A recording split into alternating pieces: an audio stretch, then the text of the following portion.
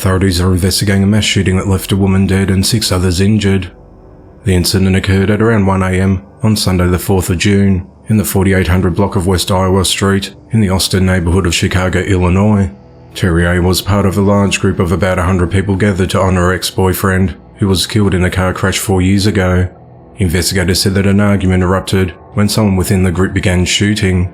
Terrier was one of 7 people shot as the crowd ran for cover. Her family said she was struck twice in the head. She was transported to the Mount Sinai Hospital, where she was pronounced dead. The other victims include a 17-year-old girl who was shot in the leg and a 28-year-old woman who was shot in the ear, and they were both treated in hospital for non-life-threatening injuries.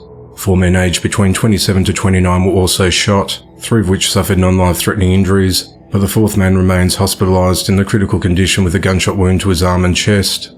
Authorities said the gunman was captured on CCTV, dressed in jeans and a white top, and was seen running towards Cicero Avenue.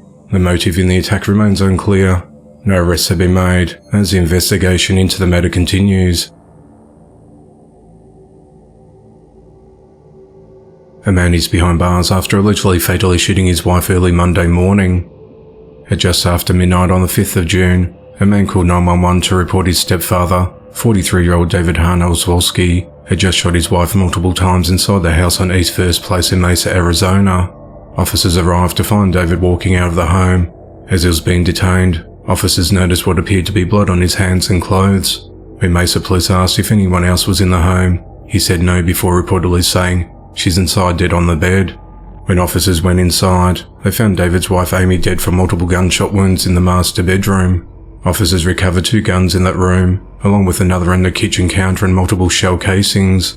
Investigators said that Amy's son said he woke up to a commotion outside his bedroom door at around midnight. When he opened the door, he said he saw his mother and stepfather arguing. He told investigators that he heard David say that God told him he wasn't part of the family, and that Amy and her son were trying to hurt him.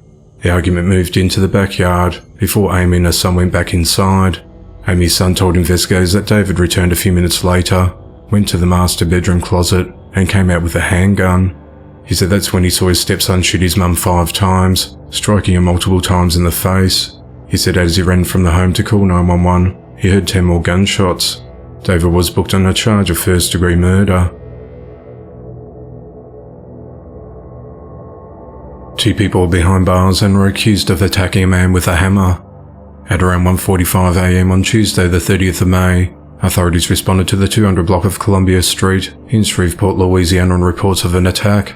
Responding officers were informed that a man, whose name remains anonymous, was being attacked by 2 people. Upon arrival, they found that the victim had been struck multiple times in the head with a hammer.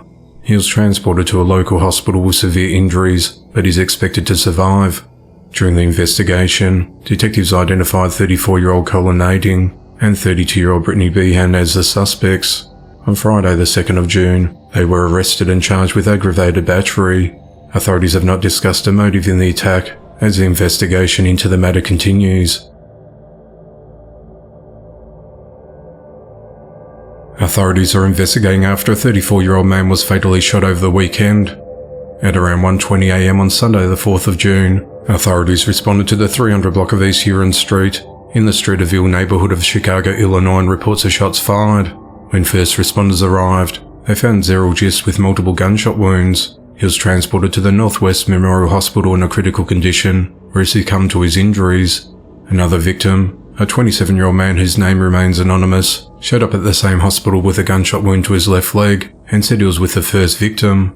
Authorities said that witnesses on scene were very uncooperative and refused to answer any questions about the incident.